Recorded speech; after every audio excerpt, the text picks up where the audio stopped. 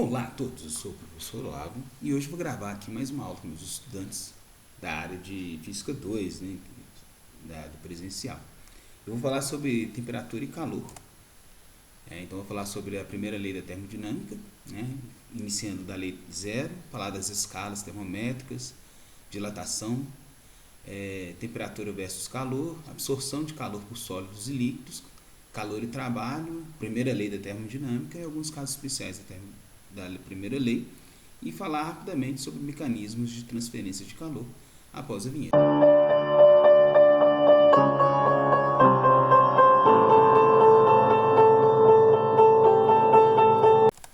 Então, começando pela lei zero aqui, quando a gente define temperatura, né? Então, temperatura é uma grandeza no sistema internacional, está relacionado às nossas sensações de quente e frio, e é uma medida com termômetro, né? Você faz essa medida com termômetro, que é um instrumento que contém uma substância que é sensível à dilatação, sensível à temperatura, que você consegue medir essa temperatura dependendo de uma variação que esse aparelho sofra. Então a gente pode usar um comprimento ou a pressão que varia de forma regular com a substância, etc. Aqui tem uma ilustração, né, de algumas temperaturas de alguns objetos específicos. Por exemplo, a menor temperatura que a gente conseguiu mensurar é da ordem de 10 nanokelvins. A evolução do hélio está aqui perto do 10 a 0, né? Então, ou seja, 10 elevado a 0 perto de 1 Kelvin. Aí aqui perto de 100 Kelvin você tem o congelamento da água. Na verdade aqui 100, aqui essa escala deve estar errada, então, porque 10 a 2 dá 100 graus Celsius, né? Então na ordem de 10 a 4 aqui a gente tem a temperatura do Sol, então essa escala está errada. Então eu vou corrigir aqui com vocês. Aqui na verdade é graus Celsius, né? E assim por diante. Então, a gente chama de lei zero termodinâmica uma característica relacionada com o equilíbrio termodinâmico. Então, por exemplo, quando o termômetro e um objeto são postos em contato, eles entram em equilíbrio térmico após um certo tempo. Depois que esse equilíbrio térmico é atingido, a leitura do termômetro é tomada como sendo a temperatura do objeto. O processo fornece medidas úteis e é coerente com a temperatura por causa da lei zero termodinâmica de dois corpos A e B separados em equilíbrio térmico, com o terceiro T. O terceiro é aquele tal negócio, né? Se você tem o corpo A em equilíbrio térmico com o corpo B e esse corpo A está em equilíbrio térmico com o corpo C, ou seja, o A tem a mesma temperatura de B e o A tem a mesma temperatura de C, a lei zero fala que o C também está em equilíbrio com o B. Simples assim. Aqui temos, na hora de falar um pouco das escalas termométricas, né? Aqui uma ilustração de um termômetro. Inicialmente aqui ele está numa escala bem próximo ao 20, aqui, né, 10, 20. Depois que ele entra em contato com esse líquido, o menisco do termômetro altera aqui, subindo a temperatura. Então o termômetro a gente fala que ele é um medidor de temperatura porque ele foi inicialmente calibrado para que quando ele entre em contato, ou seja, em equilíbrio térmico com um certo objeto, ele sofra alterações que indicam a temperatura que o objeto se encontra. Então, para falar um pouco sobre as escalas, primeiro falar sobre a escala Kelvin, muito importante, é a escala científica, é a escala que a gente utiliza no sistema internacional. E ela fala aqui, ela é uma medida em escala Kelvin, que se baseia no ponto triplo da água, né? Ou seja, aquele ponto em que a água coexiste na temperatura de... ela coexiste, né? O ponto triplo, isso é o gráfico, é aquele ponto em que você tem a coexistência do sistema sólido, do sistema líquido, do sistema gasoso. Invertido aqui, o líquido aqui em cima, o sólido aqui. Então esse ponto triplo é uma temperatura que esses três estados de agregação se coexistem. E outras temperaturas são definidas pelo uso do termômetro de gás, volume constante, no qual uma amostra de gás é mantida a volume constante, de modo que a pressão é proporcional à temperatura, essa é definida como T. Então, uma outra maneira de medir a temperatura Kelvin é tender ao limite de P sobre esse P3 aqui, né, do gás. Aqui T é a escala em Kelvin, P3 e P são as pressões do gás a 273,16 e na temperatura que eu estou medindo, né? Uma outra maneira que é bem interessante é que se você pegar um gráfico de 3 gases aqui, por exemplo, e fizer um plot da pressão, ou no caso, do volume desse gás em função da temperatura, ou pressão desse gás em função da temperatura, você vai ver que eles vão fazer retas, né? Quer dizer que quanto mais se aumenta a temperatura, maior a pressão. E o interessante é que se você projetar esses gráficos num ponto, todos eles têm um ponto de origem comum, que é como se fosse uma temperatura em que a pressão é zero, ou um volume, uma temperatura em que o volume do gás é zero. Esses pontos tocam nessa escala de menos 73,1516 graus aqui. E essa temperatura é chamada de zero absoluto por isso, porque você pode fazer um gráfico, eu coloquei ele aqui, você pode refazer um gráfico de volume por temperatura, por exemplo, né? E nessa temperatura zero, você vai ter todos os gráficos partindo aqui. Se essa aqui foi a escala Kelvin, por isso que ela é chamada escala científica. Na hora que você traça gráficos dela, você tem essa situação aqui. E menos utilizada aqui no Brasil, mas conhecida lá fora, no exterior, principalmente nos países europeus, a gente tem a escala Fahrenheit. A escala Fahrenheit ela é feita a partir de uma mistura de amônia com água, tem as proporções certas. Aí você mede a temperatura zero, essa mistura, a temperatura 100, reescala. O fato é que a conversão de Kelvin, de Celsius para Fahrenheit é dado por essa formulinha aqui, né, que é 9 quintos da temperatura Celsius mais 32 te dá a temperatura Fahrenheit. Essa temperatura é bem confortável no exterior pelo seguinte, porque antigamente os mostradores analógicos, né, aqueles de dígitos, para você ter números aceitáveis, por exemplo, você tinha muitas temperaturas negativas. Então, para você computar melhor, mostrar melhor essas temperaturas negativas, a escala Fahrenheit ela é bem mais confortável, porque, por exemplo, se você está numa região em que a temperatura em Celsius é menos 40 graus, então olha só o que acontece, se eu jogar menos 40 aqui, vai ser isso aqui, ó, 40 vezes 9 quintos mais 32, então menos 40 graus Celsius, corta aqui com 5, né, 8 vezes 9, ainda dá um número, dá um número bem menor, então daqui dá 8 vezes 9, 72, por coincidência dá 40 também.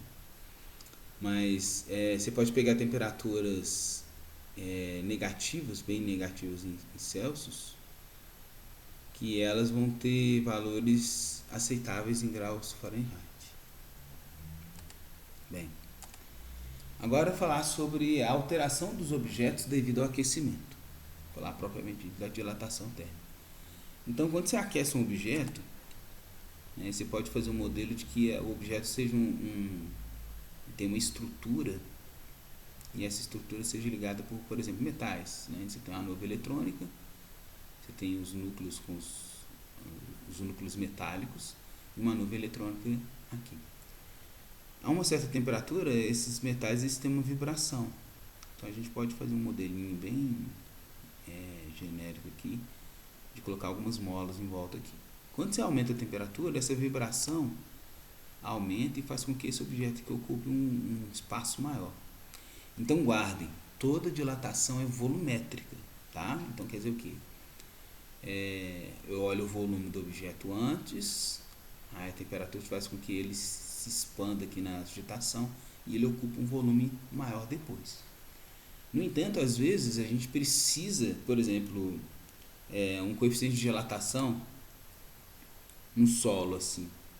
Aqui você está em essas fendas de dilatação aqui. Por que elas existem? Porque no fundo eu tenho uma placa que numa certa temperatura tem uma área inicial e depois que eu aqueço essa placa ocupa um volume, uma área maior. Então nesse caso eu estou me preocupando com duas dimensões. Então eu uso duas dimensões da dilatação. Ou vamos supor que eu tenho eu queira fazer uma solda térmica, né? Eu tenho aqui uma engrenagem aqui e eu quero colocar um objeto, um cilindro aqui nesse corte aqui, por exemplo. Eu aqueço o objeto de baixo, coloco ele lá, que aí o diâmetro vai ter aumentado, aí eu resfrio ele contrai e solda no de cima. Nesse caso aqui eu estou preocupado só com uma dimensão, que é o diâmetro desse rasgo aqui, desse furo. Então quando a gente fala em diâmetro, a gente fala sobre o coeficiente linear de dilatação, que é uma linha só. E quando eu falo de volumétrica, eu vou ter, se for espacial, é 2 vezes essa linear. Se for volumétrica, é 3 vezes essa linear, como está indicado aqui. Mas a fórmula está aqui, ó. O quanto que um objeto dilata, ou seja, o L final menos L inicial dele é dado pelo L inicial, a variação de temperatura e esse coeficiente de dilatação, que é como se fosse uma impressão digital do material. Cada material vai ter uma dilatação diferente. Aí aqui alguns coeficientes de dilatação de alguns metais, só para a gente registrar aqui, né? Do alumínio, aqui, ó, de cerca de 24 vezes 10 menos 6, o cobre 17 vezes 10 vezes 16, assim por diante, do vidro, o metal, o estanho, né? Metal, concreto, etc. E aqui um termopar, né? Um sisteminha que a gente pode usar aqui, ó, são dois materiais, né? Que quando eles dilatam, quando você aquece eles dilatam de forma diferente. Então tá aqui está um outro exemplo em que eu só estou preocupado com um diâmetro, né? Quando eu aqueço o objeto. Mas aqui é um sensorzinho térmico que quando aquece, nota que aqui está uma temperatura baixa, né? Então ele está fechando o circuito. Vamos supor que eu posso passar uma corrente elétrica por aqui. Aí quando aquece, esse cara aqui, eles dilatam de forma diferente e ele solta essa conexão. Então é o termostato, né? Quando ele aquece, dependendo da temperatura que ele tiver, esse cara aqui dilata e ele abre. Então você cessa uma corrente. Então você pode fazer esse mecanismo simples, um termostato, né? Aumentou a temperatura, você abre o circuito e ele para de esquentar. Aí quando a água, vamos supor que tem contato com uma água, a água esfria de novo para 25, ela gruda lá de novo, liga o termostato e a água aquece, assim por diante. Um exemplo, né?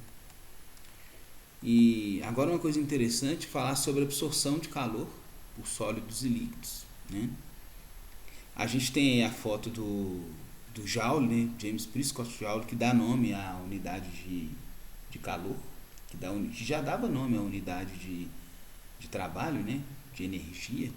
Então, uma definição interessante de calor é essa, que ela é a energia em trânsito de um objeto de maior temperatura para um objeto de menor temperatura, né? Ou do ambiente para o objeto, ou do objeto para o ambiente, etc. Então o calor é medido em joules, ou pode ser dado em calorias, e aqui está a conversão das calorias. E também tem aqui, ó, os BTUs que a gente vê tanto nos ares condicionados, né, nos aparelhos de ar condicionado, que é o BTU, significa British Thermal Unit, né? E aqui está a conversão dos três. O famoso 4,2, aproximadamente 4,2 joules para dar uma caloria.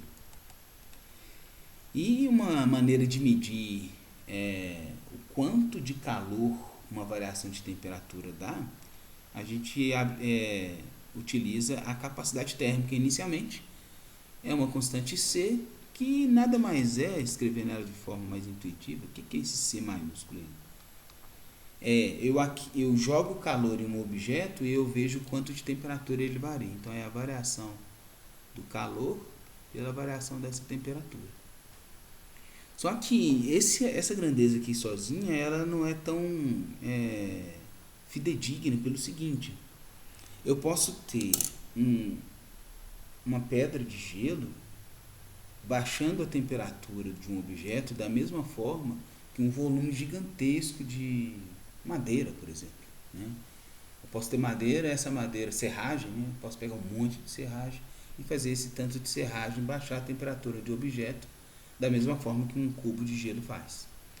Então, para melhorar o conceito de capacidade térmica, nota que uma quantidade de calor absorvida, a variação de temperatura. Então, para melhorar isso, a gente utiliza o conceito chamado de calor específico, que é a letra C minúscula.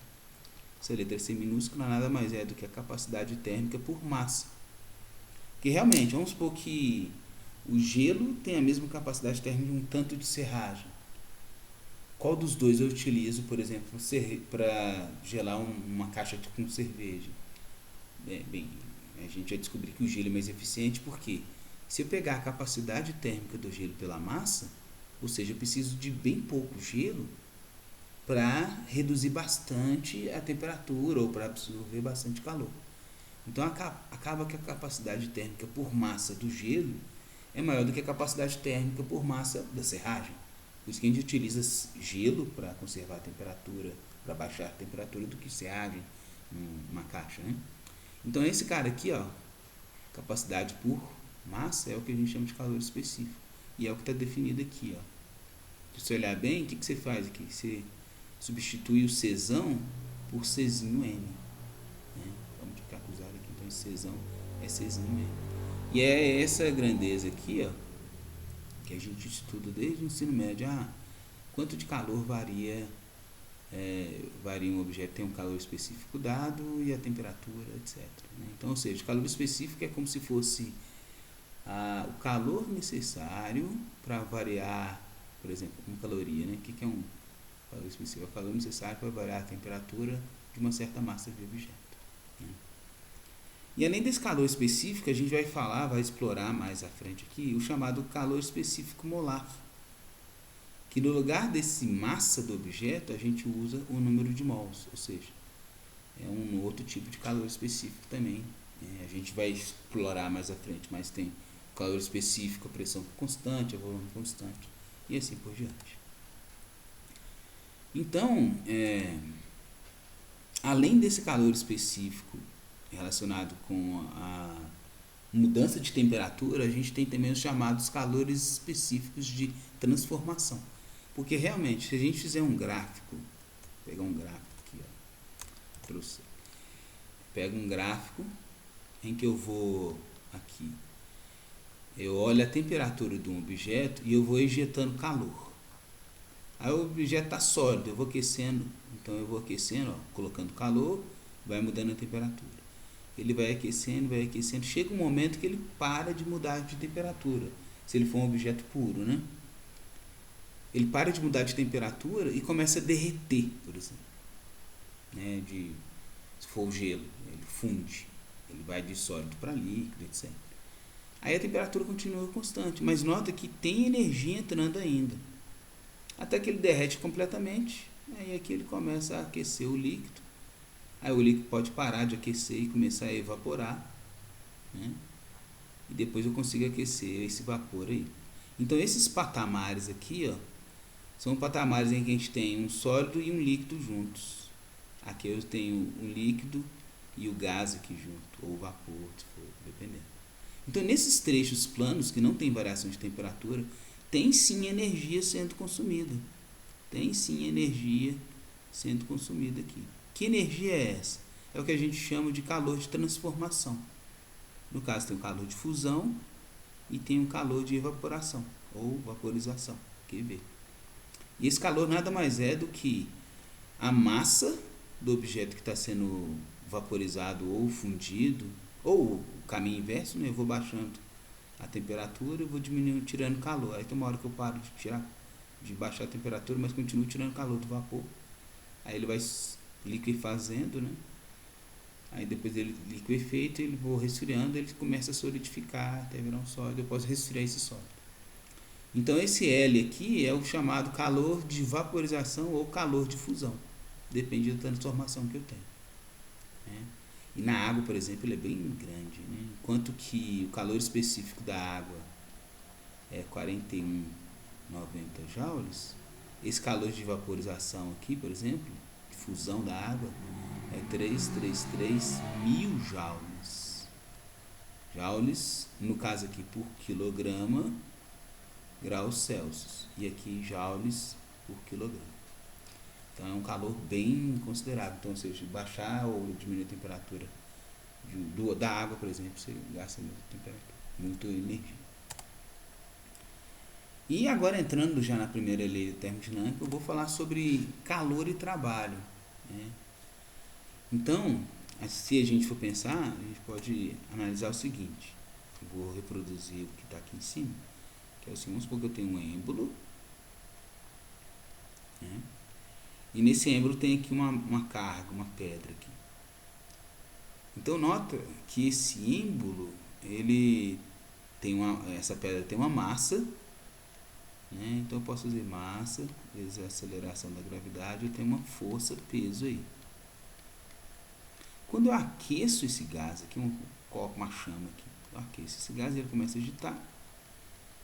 E com a agitação esse gás começa a levantar esse êmbolo aqui, ó.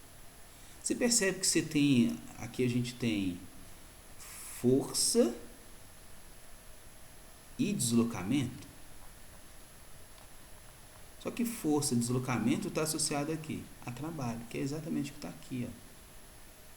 Trabalho, então, né, a soma desse trabalho aí é o quê? É a integral de força e deslocamento.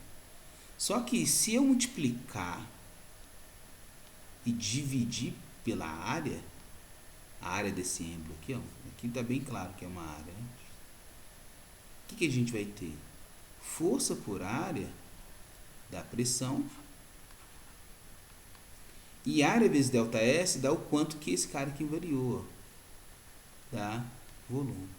Por isso que uma maneira de expressar o trabalho termodinâmico, trabalho na termodinâmica, é por essa integral aqui, ó, de P dV, né? Vem dessa dedução aqui.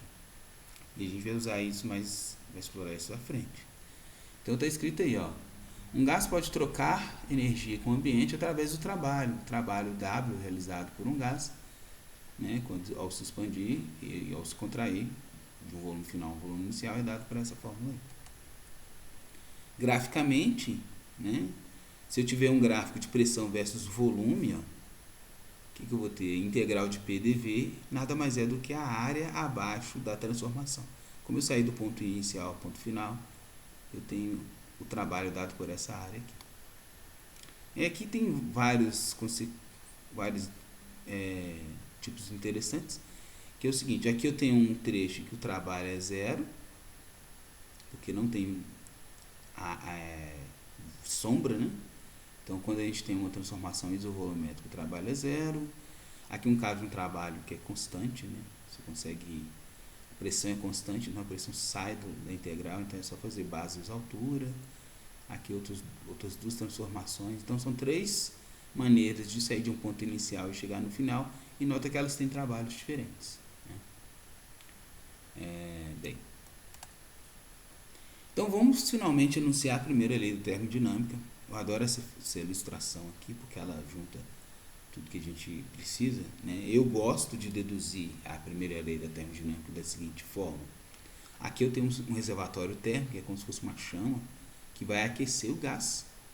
Esse gás, após aquecido, ele vai expandir. Eu gosto de escrever a primeira lei da termodinâmica da seguinte forma: o calor que você fornece para esse sistema, parte dele vai aquecer o gás, ou seja, vai variar a energia interna do gás, e parte desse calor vai realizar trabalho.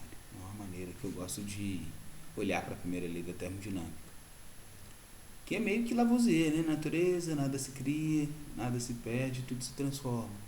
Então essa energia aqui, ó, já que ele está isolado termicamente, eu não perco energia para o ambiente, toda a energia está toda reclusa aqui, o que eu vou ter? O calor que eu forneço aqui, parte dele aquece o gás e parte dele é usado para realizar esse trabalho aqui para cima. Os livros textos usam um conceito diferente, eles definem energia interna assim, ó.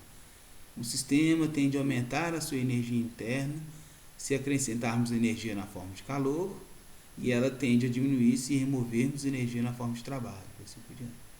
Que nada mais é a forma que eu escrevi agora há pouco, né? Só passar isso aqui somando, então o calor, parte dele vira energia interna e parte dele vira trabalho. Então aqui a gente pode pensar assim, a energia interna vai ser negativa, então quando o quê? Quando o trabalho for maior que o calor e assim por diante, né? Aí que tem mais uma explicação, mas eu ainda insisto no meu formato que eu gosto de apresentar para os estudantes. Ó, a energia interna do material depende apenas do estado do material, né? Temperatura, pressão, volume, que é a energia trocada pelo sistema na forma de calor, né? E trabalho é realizado pelo sistema. Trabalho é positivo se o sistema expande e contra a força, e negativo se o sistema contrai sob a força.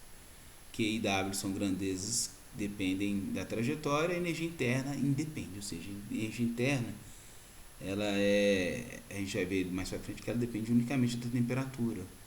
Então, quando você está naquele diagrama de fases lá, pressão, volume, você tem isotermas passando aqui, ou seja, trechos com a mesma temperatura.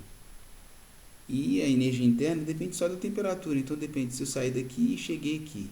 Então depende só dessa temperatura e essa. Eu posso fazer o caminho que for, mas se eu sair daqui e cheguei aqui, ó, a variação da energia interna nesses dois caminhos, o caminho reto e esse caminho loucão aqui, é a mesma. Porque eles saem e chegam no mesmo lugar. Que é o que ele está falando aqui, ó. Então depende da trajetória. Bem. Aí alguns casos especiais da primeira lei de termodinâmica, né? Então a primeira lei de termodinâmica está aqui. Então o que você tem?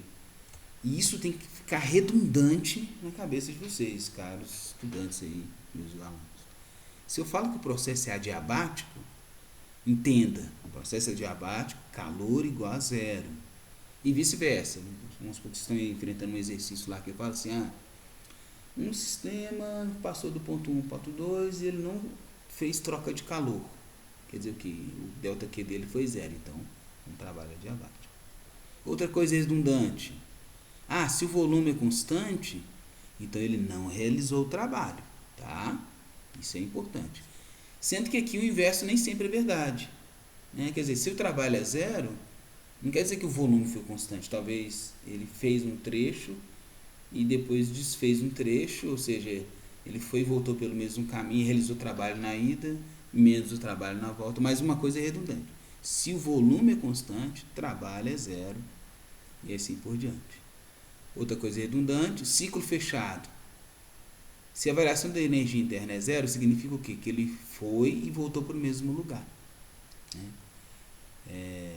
Então, se a temperatura... Lembra que a variação da energia interna depende só da variação da temperatura. Se a temperatura foi na ida e voltou na próxima, quer dizer que ele bateu na mesma isoterma, né? Então, e uma coisa assim, para o ciclo ser fechado, obrigatoriamente ele tem energia interna, igual a zero. E a expansão livre, que é o caso trivial, é quando tudo é zero, né? Primeira lei, se o calor foi zero e o trabalho também, então a energia interna vai ser zero, que é a expansão livre, que é quando você expande para o espaço vácuo, né? De tudo. Aqui embaixo tem algumas ilustrações de cada caso, ó.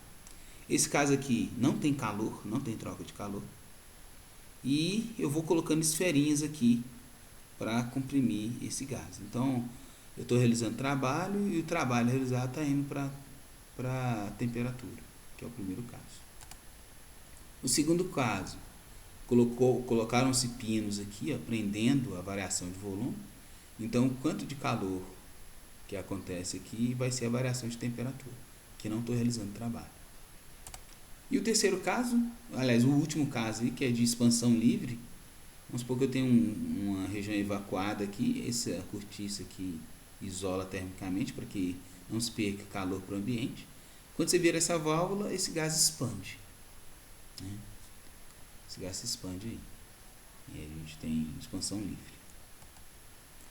E para fechar, né, no próximo capítulo eu vou dar mais detalhes sobre o que eu já anunciei aqui dos calores específicos molares. Mas aqui a gente tem um mecanismo de transferência de calor, né? Então a gente tem principalmente os 3 tipos, que é a radiação, né? Quando você tem a radiação, você tem, por exemplo, o Sol emitindo energia, né, para todo o sistema solar através de fusões nucleares. Essa energia viaja no espaço, até essas setas são bem interessantes, que são setinhas onduladas, ó, como se fossem ondas, né? Então eles viajam em ondas eletromagnéticas. Essas ondas não precisam de meio material para transporte. Então, dependente se tem ar ou não entre a Terra e o Sol, essas radiações vão chegar. Então, a primeira forma de radiação que a gente tem é a primeira forma de transmissão que está aparecendo aqui, uma das, né? É por radiação, você não precisa de um meio para propagar. A outra é a condução. Então, nota que se tem aqui metal, contato com a chapa quente aqui da mesa quente aqui. Esse metal é aquecido pela chapa. E a condução se dá porque esse aqui aquece, agita as moléculas desse cara, que agita do lado, e esse aquecimento passa para o corpo, né, para a pessoa que está segurando. Então esse meio de condução a gente chama de condução, esse meio de conduzir por contato, né? E tem um outro também que é por transporte de matéria, né? Então a gente tem aqui massa, uma água quente, o ar quente também acontece nos ventos litorâneos, né? Mas uma camada de água quente que se aquece, uma água aquece aqui, ela ocupa um volume maior, aí ela fica menos densa, ela sobe. Aí no lugar dela ocupa a água fria e assim fica aqui subindo água quente e descendo a água fria, formando uma corrente que a gente chama de corrente de convecção. E ela pode ocorrer também na atmosfera. Aqui a gente tem uma formulinha para falar sobre como que se dá a taxa dessa condução, né? No caso da condução desse calor aqui, da energia, é só pensar qual é o calor por tempo.